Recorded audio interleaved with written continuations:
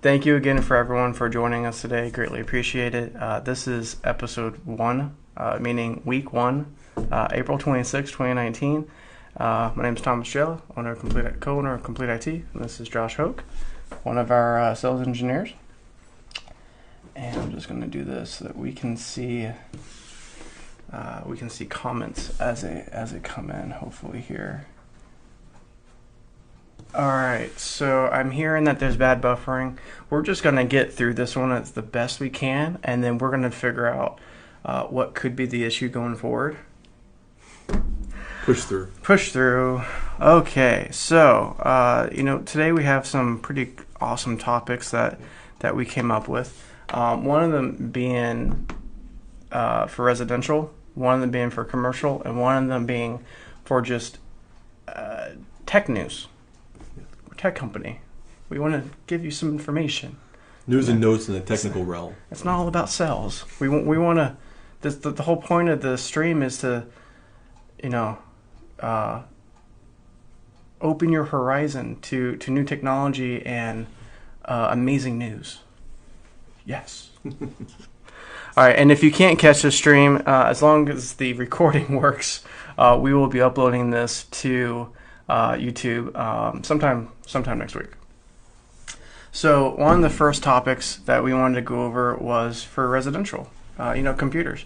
Josh, you had brought up a fantastic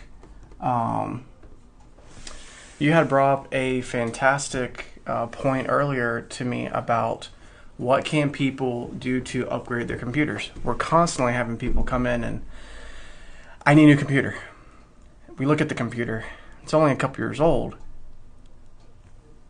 and they're wanting to spend all this money on a brand new computer. And the first thing we say is, hold the phone.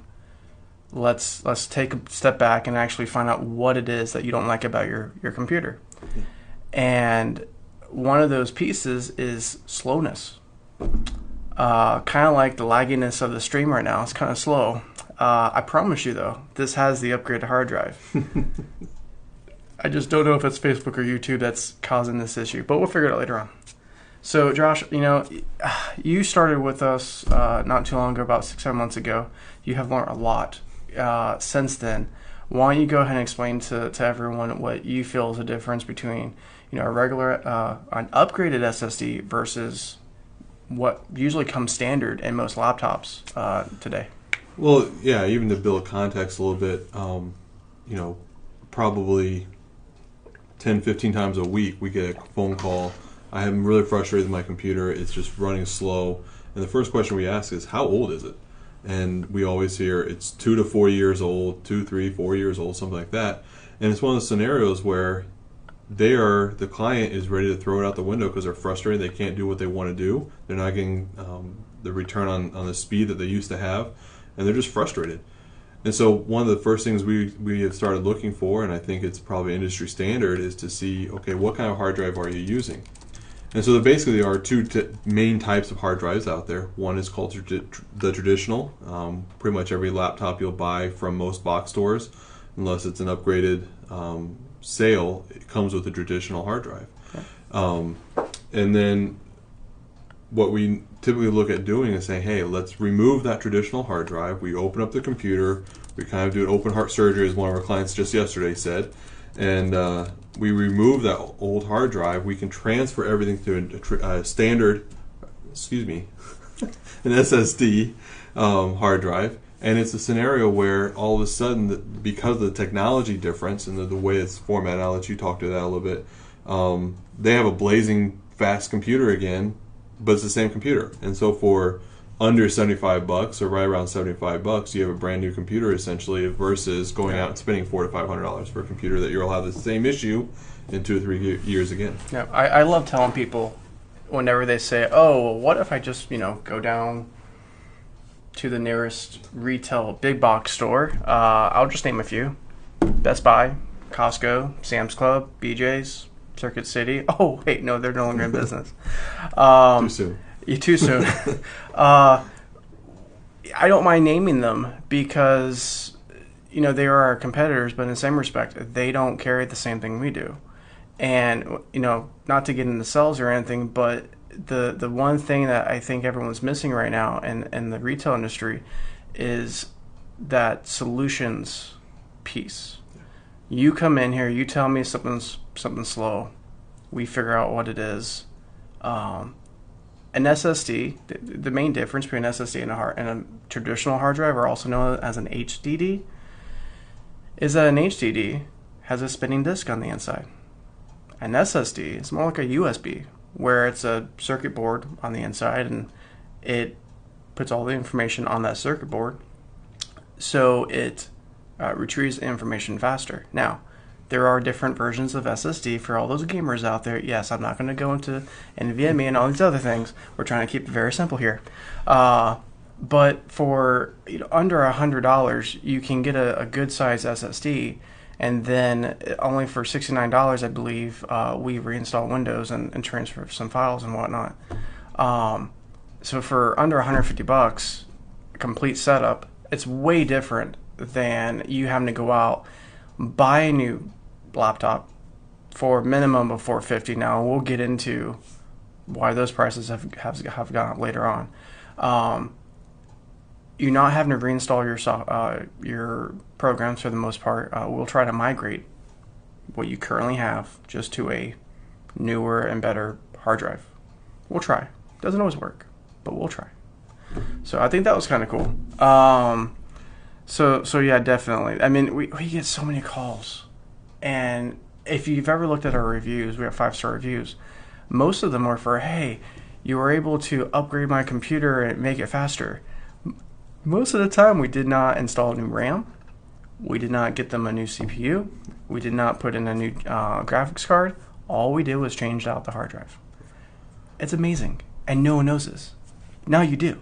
And now you can tell all your friends. Yeah, share the word. I was just going to say that. Pass the word around. That's one of those things where I honestly feel bad for a lot of our clients because they feel like they're stuck and they don't know what to do. They don't have a solution. Yeah. And all of a sudden, they learn this. Like, I could have done that. Literally, this happened yesterday. I had a client. I have another computer. I did that 2 years ago. I was ready to buy another brand new computer. I'm like, no, stop. So, spread the word about that, and obviously you can see our phone number there on the side.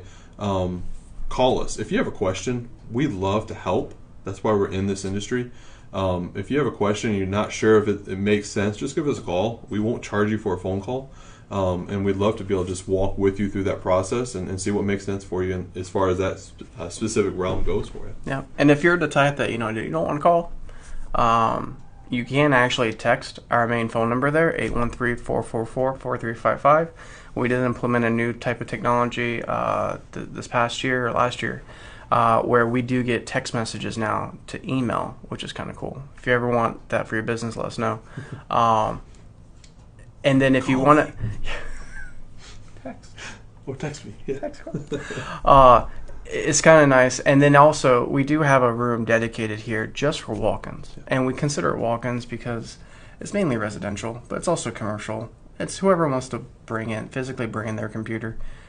We have a room dedicated for you so that we can fix it in-house, not sending it off. So that's kind of cool. If you want to know more about that, come on in, give us a call. Love to talk about more.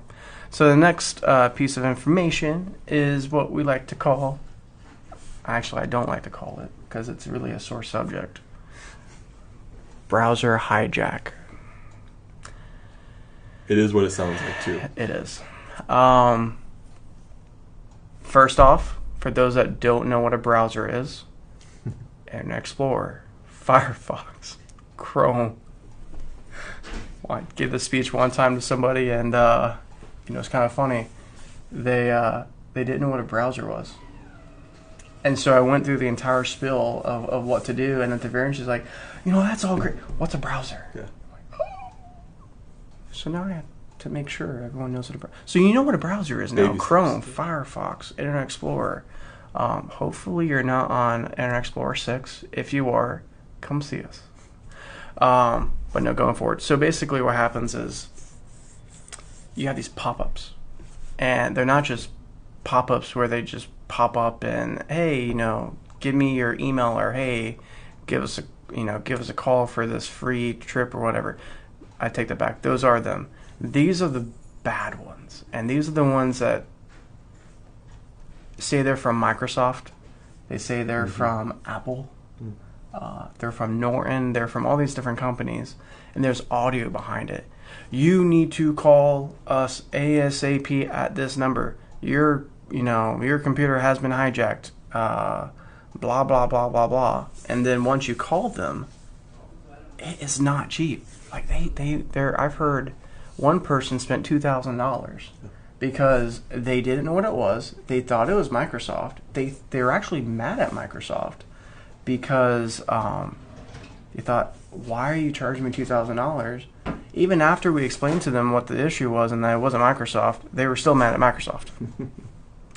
But I mean, if you want, go ahead and explain some things you've had with browser hijacks and some of our clients. Well, we just had one last week where a lady had a Defender on her phone, on her computer, and Bitdefender? Not Bitdefender. Not Bitdefender. Not Bitdefender. A defense virus protector on her computer, and she actually received an email that she thought was from her company that she was subscribed to, and we're saying that you need to do this, this, and this to upgrade and keep your system live and going. She did it. She was following the steps just as she was guided to, and all of a sudden her computer starts acting weird and she can't function and she can't even use her web browser, and things were starting to lag and everything. So she brought it in, and thankfully we were able to find it and root it out and kill it, essentially is what has to happen. But that's just one of those things, and it's almost like the scam phone calls. You know, those things where it sounds almost kind of iffy, but you don't know any better, so you just kind of start listening more, and then sometimes make a phone call back or something like that. And unfortunately, if you're not aware of the symptoms or what to look for, and a lot of times it's just that root of the email address. Where is it coming from?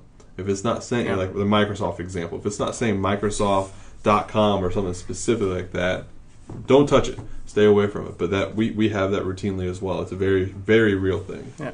You know, I remember it's been a while now. I think it's been 3 years. My mom gives me a call up and says, hey, my computer is screaming at me. What do I do? And I said, okay, what did you do?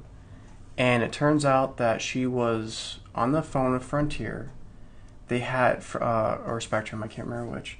They had her go to their billing platform because something wasn't right. Mm-hmm. And at the top, it said, this site isn't secured. And she went to click on something. A woman's like, oh yeah, go ahead and install that. That's fine. Oh my.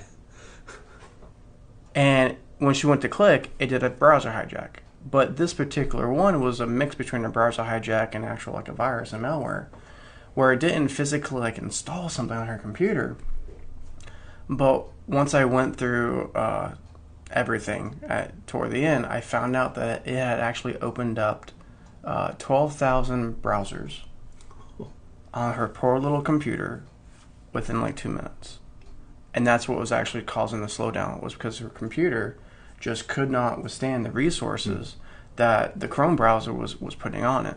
Needless to say, I quickly got to Tier 3 and actually got to speak to the territory manager of that service department.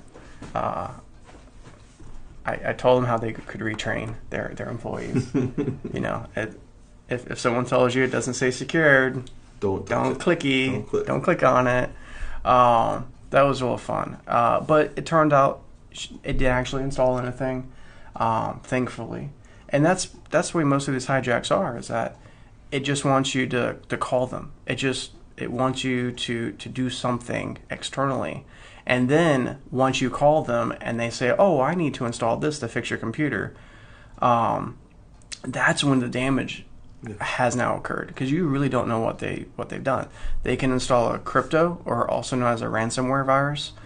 They can plainly just steal all your files because you give them that permission, that channel, and then they say, oh, by the way, I need to fix this now. It's $600. Actually, yeah, we did have a client about 2 weeks ago. They never physically came in, but they called in and said that that happened to them. he let the guy in. The guy, I don't know where he's from or his age or anything, but he had remote into the computer because you gave him permission to, and he moved all his files. Mm-hmm. And then the guy's like, "Oh, yeah, in order to get those back, you have to pay me an extra $600." Yeah.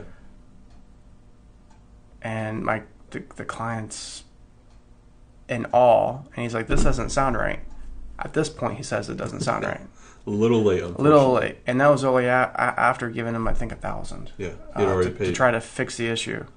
And that person was masking from a virus software company or something like that. If I remember right. I can't remember what it was. It was like was. It seemed like legitimate. It looked good, but I can tell you this much: Norton, TrendNet, Kaspersky, McAfee, Microsoft, Apple.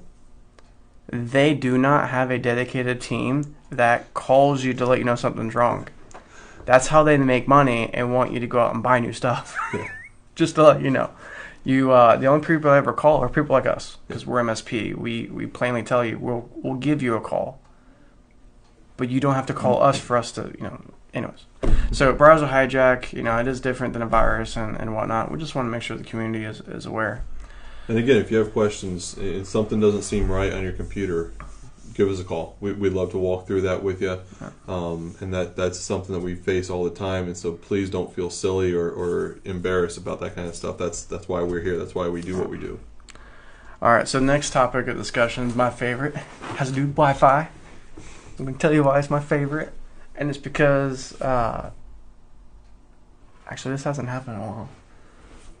I'm kind of excited it hasn't happened in a while, but it has happened. A client calls up and says, my internet's slow. I just upgraded from 100 megabytes download to 400, and it's still slow. All right. So instead of just telling them, oh, look, we can just put this equipment in this, we go on site. Mm-hmm. And this isn't the one you're thinking of. Yep. This is a different one. And the client ended up having a stock router from one of the internet service providers, Spectrum or Frontier. It was residential. And then we started going through all the devices they have on their Wi-Fi. And by the way, it's a 2-story. They had a number of phones, a number of tablets, a number of laptops. I believe both sons gamed. And they also had wireless security cameras. Think about that real fast. Let's walk through that. That could easily be 20 devices. If you have a 4 or 5 person member family, phone, tablets, laptops, security cameras, if you're using Apple TVs, if you're using Roku's, smart TVs, those are all wireless. So all of a sudden, you can easily have 20 wireless devices going off of your router at a blink of an eye. It's not to say that's bad, but when you have a 2-story home that is roughly, let's just say 3,500 square feet, that's a lot of space. And what we found actually was that the speed wasn't the issue at all. Mm-hmm. It was the fact that the coverage, they had no coverage. And then also at that time, this was before they did a driver update, a firmware update. I believe they've rolled it out to everyone now, but if it sensed that a lot of the devices were on a lower bandwidth or were older, they would put everyone in that lower bandwidth. So even if you had a brand new iPhone 8, are we on now? 9? No, we're in 10s. We're in 10. Yeah. I don't like Apple. Multiple 10s. I don't like Apple, guys. If you haven't known that by now, you do now. Okay, even if you have an iPhone 10 and it's it's good.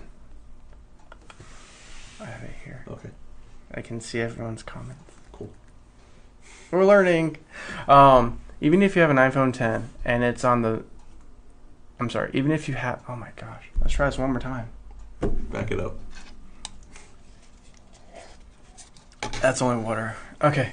We may not be pretty, but we are good at what we do. Yes. All right. So imagine you have an iPhone 10. You just spent all this money. They're what, $1,000 now? Yeah. Pushing it, yeah. For sure. Okay. And then your $250 laptop that you bought on Black Friday is on your network. You have a few of those, and because of that, it's now slowing down your entire network because your network cannot give higher priority to this device than this device. $1,000 phone is being throttled because of a cheap laptop. But on the bright side, they did get more download speed. Downside is that they couldn't use it. Sitting there untouched. Sitting there untouched. So we actually built a nice mesh Wi-Fi network. Now, I always explain mesh wrong. As I say, what is a mesh Wi-Fi? Yeah, I always explain it wrong. So I'm going to attempt this, and then you tell me if it makes sense. Okay. All right. So normally you have what's called extenders. They are horrible, guys. All right. Probably top Wi-Fi product on Amazon. Steer clear. Best Buy, everyone, they always recommend extenders. This is the problem. Oh, that's actually two. It takes that that bandwidth that is already low and it tries to amplify it. But the problem is when you do that, you're already getting about 50% of that bandwidth, and it's going to push out 50% less. So it's actually going to put out 25%, whereas you want it to push more like 50 or 75%. Does that make sense? Mm-hmm. Okay. Now, the other problem is some of the extenders are on their own separate networks, which is fun. So you'll have your home or your office or whatever, and you have all these extenders and wonder why when you go from story 1 to story 2, or north of your house to the south of your house, or left or right, all of a sudden you don't have internet on your phone when you walk around, and that's because it's trying to connect to all these different networks. We actually just started using a new product called Arrow. Mm-hmm. It's actually Spectrum uses it. It's a different version, we found out, because we didn't like Arrow until the manufacturer actually came out here to prove to us it worked. And we put it through its paces. I now have it in my house. Fantastic. One Arrow router does my house, and I believe my house is 1,800 square feet. Okay. One story. Now, you explain the other difference in the mesh, like how it connects. So the mesh is using the same principle physically as extenders. So the idea is you have a main backbone or a hub, typically right where your ISP, your internet service provider, comes into the house. And then you have other points around the home where you're wanting to make sure you have good coverage. So, say you have a long rectangular house and you have your backbone is right in the center of the home, but you may have a family room and a den at one end, and then you may have bedrooms at the other end of the house. You can put these other devices at either end of the house, and they're not extenders, but they're actually able to receive the Wi-Fi signal. They're on the same network. They receive the Wi-Fi signal, but then they're able to essentially boost it, but create a coverage as well. So the idea is it's not a hub going to an extender, and the further out you go, the weaker or the smaller bandwidth you receive. It's that hub sends out a signal that reaches those other points, and those points put out an equal signal, Yep. covering that area. So it creates a mesh, hence the name, a mesh, or even covering all over your residence. You can do this in commercial settings as well, but it makes an even flow of wireless coverage around any structure that you may be having. What I like about the new mesh networks, because they've been around for about 3 years now, but the old ones, they were good, but as generations progress, you always get better features. What's nice about Arrow is that it will auto throttle, I believe is the correct term, or it will give more bandwidth to, like your Ring doorbell. We had issues all the time with that Ring doorbell.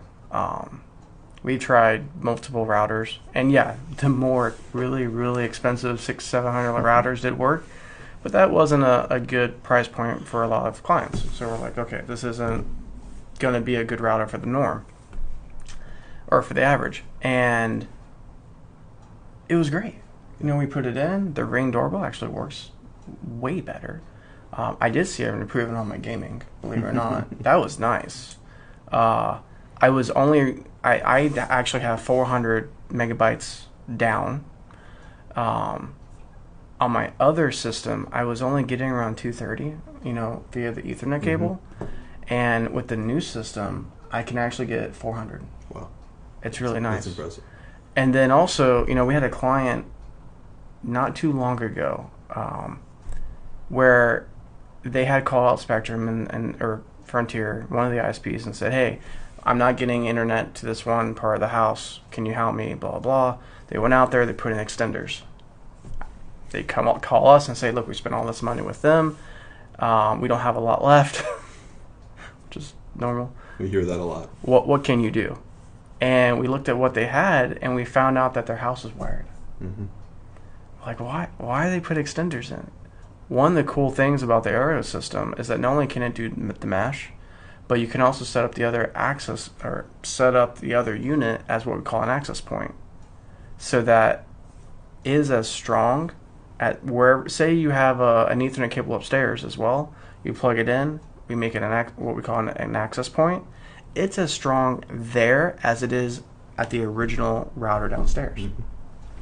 And then guess what? When you go up and down, between one story, first story, second story, first story, left, right, north, south, whatever it is, you don't lose Wi-Fi because it's the same network. It stays the same, exactly. Yeah. And then, I did to my niece one time? Or no. You know what? I did this to Mark.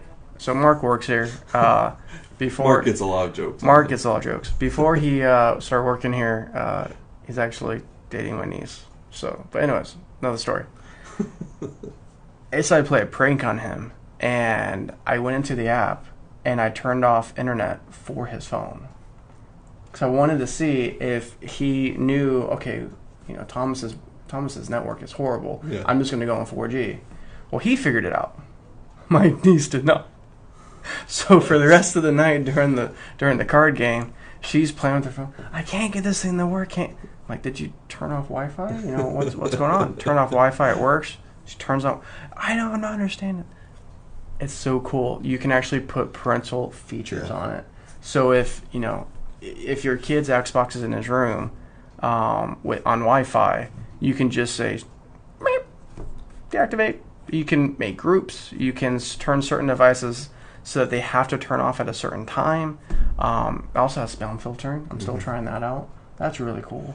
So this is one of those kind of things, and this is a discussion, a subject that I'm sure we'll cover more in the future because there's so many needs out there. But it's nice to know that there are good, reliable products that are capable of helping families out and trying to accomplish the things that they're trying to accomplish. But we went on a long way off of the router discussion into mesh and all kinds of other stuff. Guys. So, all right, we'll talk about that another day. We'll get into it more. We still have just 3 more topics left, and we'll try to get through them as quickly as possible because we want to eat, and I know you guys have already finished, and you probably have to do some type of work. So, no problem. Do I need a server? Well, it depends what you're using it for. I got a office with 3 computers, and we're trying to use same documents. We're sharing them back and forth. How do I move forward? What do I need? What programs are you using? I use QuickBooks. I like to use some Adobe. I like to do some artwork and flyer creation, and just a normal Outlook email, that kind of stuff. You know what? This is a perfect scenario of a client coming to us, coming to any tech person and saying, I need this. The usual response would have been, you need a Dell server or an IBM server or this really expensive server that costs $8,000 or $25,000. Guess what? You don't need that. Do you know what a NAS is? I do now. You do now. So a NAS is spelled N-A-S, Nancy, Apple, Sam. And basically, it is technically like a mini server, but it's meant to be for file storage, and it's a very simple way to share files amongst multiple computers in an office. some of them even allow for offsite access. Mm-hmm. Did you know that you can also do security permissions per computer with that, just like a server? He did. He's just playing the customer. Pretty cool. He's playing it good too. No, it's nice. Most of the time people won't with servers because of security permissions. This group of people can't have access to certain files that deal with financials or HR. This group of people don't need access to it.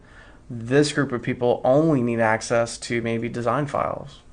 And so, yeah, NAS have been great for us. And the beautiful thing about servers and beautiful thing about technology is that if you're not getting wind of this yet, kind of an underlying theme is it's customizable. Yeah. And so what we try to do as specialty, and I think any good IT firm is going to do, is ask questions.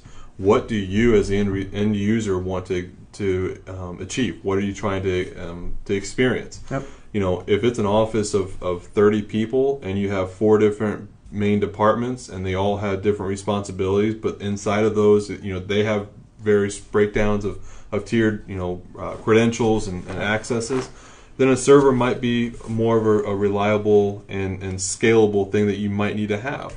But for an office that has 2 or 3, 4 people on it, that they need to have, shareable documentation, but it's nothing that's going to be, end of the world if someone gets this document or something, then a NAS is a very friendly, budget-friendly way to approach it. Yeah. It's a scalable scenario. So as you bring on board more people, and as you are building your company, it can grow with you to a point. And so that's one of the things that we really try to focus on is where are you as a client at? Where are you trying to achieve? And what's going on? So the question all the time is, I have this server, I have this, I have to have it. It's like, okay, yeah, that's great, but let's ask a couple more questions, because really you may be overpaying for something that you don't need for another 5 years, yeah, and it allows you to grow into some of those expenses that you may be facing. We've actually downgraded many clients from full-fledged servers with domains down to just a custom-built computer that we knew could withstand the resources that they would need, mainly the amount of data. Yeah. Or maybe we, instead of upgrading their server, because they do everything browser-based now. Yeah. That's very common nowadays. You don't necessarily need all the software on the computer, on the server anymore. Yeah. But they still have files that they have to get to. Well, instead of spending all that money on a brand new server, we actually use that and upgrade the network. Mm-hmm. My network can be upgraded? There's a difference between my network 10 years ago and now? That'll be next week. Come back next week. That's another one. I do have a question for you, though. Yeah. Do I need a server? If I do need a server, do I need a server in my office? Maybe. Why? The question is, why? Virtual or cloud-based servers. Cloud. So like this cloud right here is just my wires going to it, and it's plugs in, floats away, you're good to go. Brings up a funny point. The Avengers have, is it kind of like the spaceship that the Avengers have? Shields go. The shields invisible. Go up. They go up into the cloud. That was Avengers' version of a cloud server. No, I'm just kidding, guys. It does come out. It came out last night, and I haven't seen it yet. No spoilers. No spoilers. None. All right, but no, it is an interesting question, because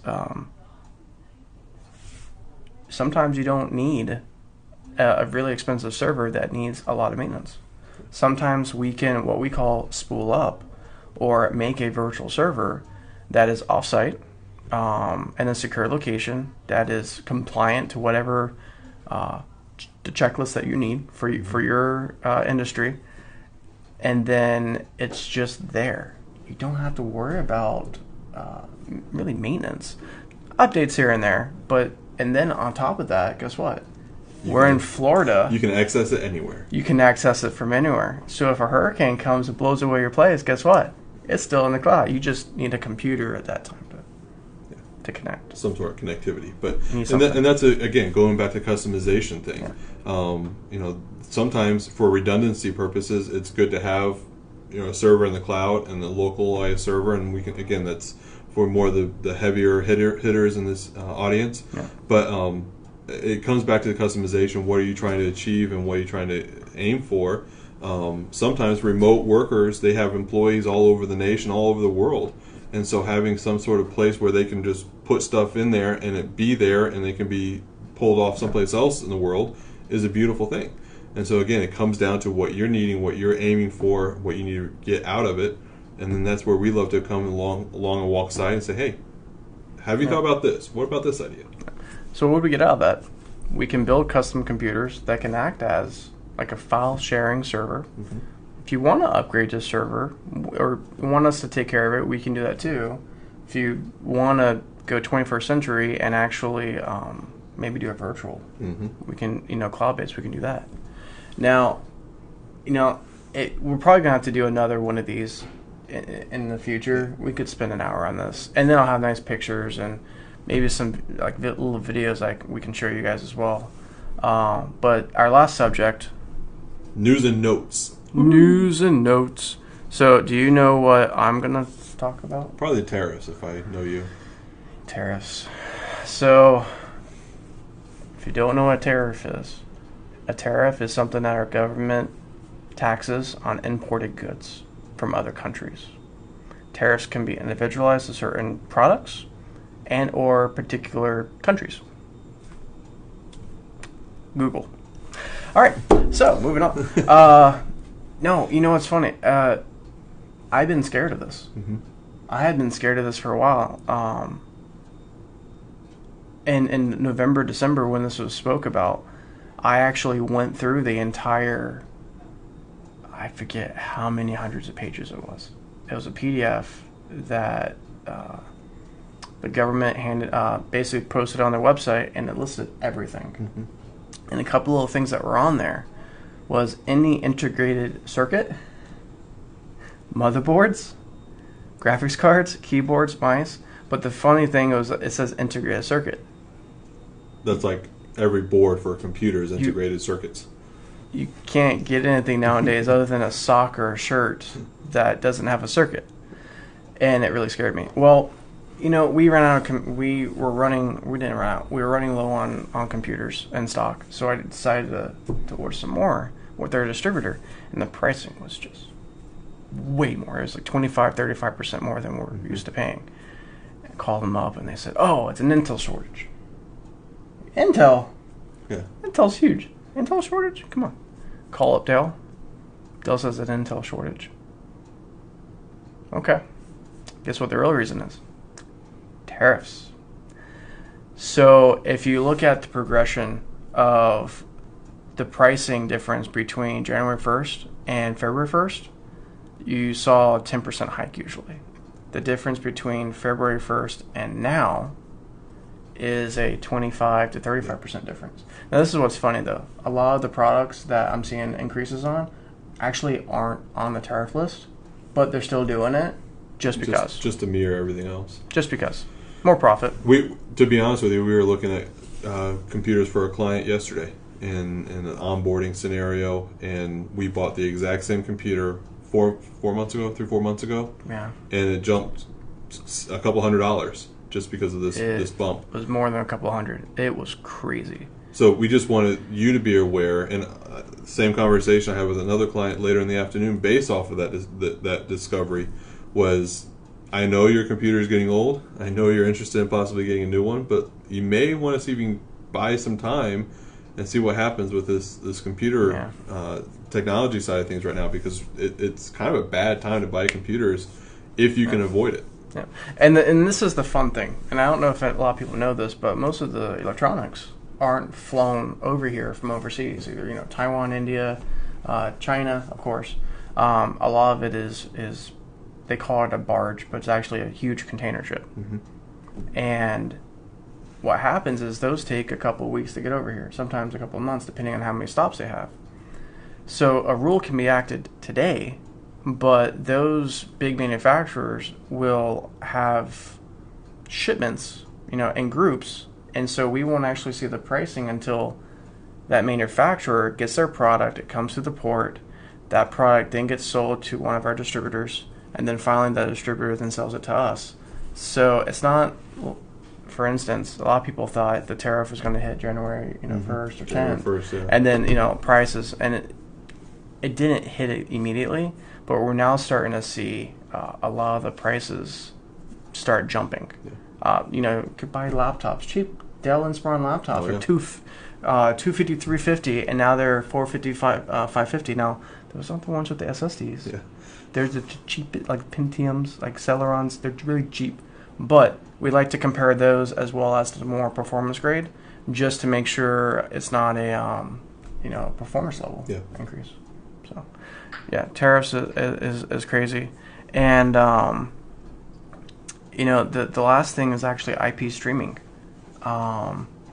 CNET did this the other day, and I'm actually going to pull up the article here so that you guys don't think I'm kidding here.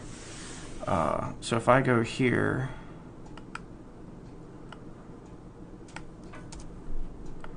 probably doing this wrong, but that's okay. Pirated streaming. So if you don't know what pirated streaming is, please don't think this is okay, because it's not. So, actually, do you know what pirated streaming is? Yeah. You do? What is it? Just curious. Well, for that specific example, they're using well-known cases, Fire Sticks, even Apple TVs. That's a little bit trickier. Roku's, and actually using those for ability to get like a knockoff streaming device, and then the pirated stuff. The concern is that those can actually be embedded with all kinds of viruses and malware, and actually have downloadable things onto your TVs, and actually get into your network. It's kind of a back way of getting into your network and cause issues that way. Yep. So for those that have been doing this for a while, back in the day, even I did this before I knew it was illegal. We used Mega Upload. Mm-hmm. We used YouTube. We used a couple other places that people put their videos and movies and all kinds of stuff. And every once in a while, you would maybe see someone walk across the screen with some popcorn. It started getting better and better. The quality started getting better and better because they started copying the actual disc and stuff. But that was still, you had to go and click on it. And so whenever they came down and everyone said, hey, that's illegal, that's kind of like Napster and LimeWire and all these other things, well, then all these company, I won't say all of them, there's a few of them, they started redoing the firmware of these Fire Sticks and Apple TVs and whatnot, Roku's, like you said beforehand, so that you didn't have to now hook up your laptop and plug it in. You just went to the Roku or to the Fire Stick. You scroll through and pick your favorite show or whatever, and you're watching it for free, or you're watching Netflix for free now, or you're watching this for HBO for free. And we've been waiting on what the FCC was actually going to do about this. Yeah. And if you can see this right here, it states that the FCC on April 8th have issued an enforcement advisory. Now, this doesn't mean it's a new law or a new rule. They're actually enforcing the law. They're enforcing it, meaning it's been illegal this entire time. And it basically says that they're going to fine up to $19,639 per day for people selling. There's more to this, but selling, installing, and or using.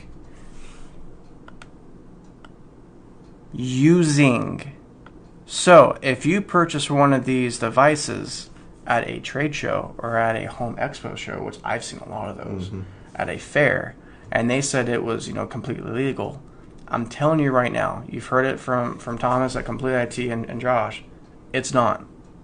It is illegal. I don't want anyone getting in trouble. Yeah.